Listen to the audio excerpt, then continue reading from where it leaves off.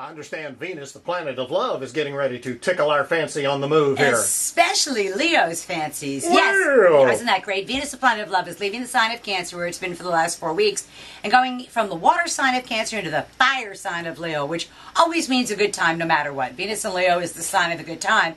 And so, and Venus never brings bad news. Even if it squares your chart, it doesn't bring anything bad. It's the lesser benefic. It brings love and it brings luck and a little bit of abundance. So for Leo, it's about them feeling the love. And they really haven't been feeling it. The last 30 days or so, they've kind of been feeling, even though Jupiter has gone into their sign, they're waiting to see if the universe is going to back up all the promise that it's brought for them. And they start to actually see the results starting on Tuesday, because that's when it enters the sign of Leo, and they will feel the love in a real, not only in a personal way, but in a professional way as well. They will just feel the love in general, and it's the best feeling for them they've had in almost 12 years, so it's a pretty cool time. Woo, boogity, to be boogity, a boogity. Leo. Not so much for a Virgo. With Venus being in your 12th house, it's sort of behind the scenes, and Virgos need to be really careful about relationships in particular. They think, oh, we're so smart, we're not going to get caught. You will get caught. And it's the type of thing where don't do anything you don't want to see on the front page of the newspaper to Virgos, because it's pretty likely to That means occur. don't put it in social media.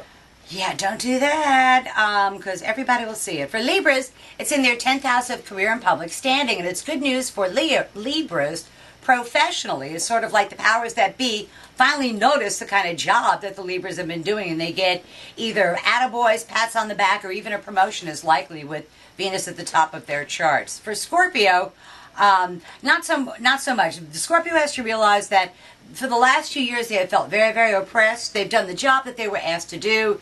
Didn't really feel like they had gotten any gratification out of it, but they get professional recognition for doing that, which is a very cool thing for them, provided they give the bosses what the bosses want, and that's the most important thing. For Sagittarians, legal matters, educational matters, important matters at a distance all go the Sagittarians' way. And they are very, very likely sometime over the next 30 days or so to jump on a jet. Because it's a long-distance thing rather than a here, close thing. It's a long-distance thing.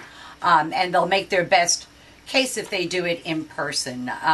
For Capricorns, the money gods smile on them, and literally money falls out of the sky on them. This is an unearned income kind of a thing rather than an earned income kind of a thing. And they benefit from other people's resources rather than going out and seeking out new resources. For Aquarians, it's in their 7th house of partners. If they're single, they'll attract somebody. If they're married, their marriage goes well. It's a very, very good time for Aquarians to see what it is, to be able to articulate what it is that they want and get that need met in whatever area that they're trying to get it met in. And they're also in the spotlight for one reason or another, so make sure you smile big. For Pisces, it's in their 6th house of work and health, and it's either a health matter goes a lot better than they thought it was going to, or they get a better result than they thought it was going to, or some obstacle that had been in their way at work gets out of their way. They don't necessarily get a promotion or the corner office or a lot of accolades, but what they have is a much clearer career path and an easier way to do their job and to be remunerated for it, which is, I think, very cool. For Aries, it's in their 5th house. We just want to have fun, and Jupiter's in there, and Venus is in there, and they're feeling good about themselves, and if they're single, they'll attract somebody. If they're married, their marriage goes well, good time with children. If you want to have kids, this is the month to do it if you're an Aries. If you don't want to have kids, you better be proactive with that.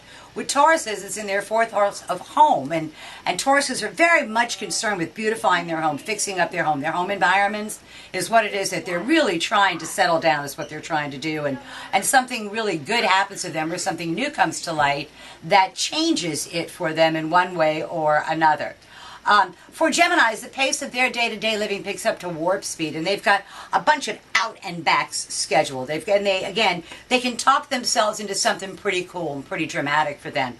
And then for the last sign, Cancer, it's about the money. Money falls out of the skies on them, which we have friends that would be happy about that. And this is earned income. They make money off the fruits of their labor, and it's a really good time for them financially, and what they put in motion now is likely to pay off for them. So that's tomorrow's news today for the 12 signs of the zodiac, with Venus, the planet of love, going from Cancer into Leo. Woo, I like the sound of it. Good news. Yay! See you next week. Always a pleasure.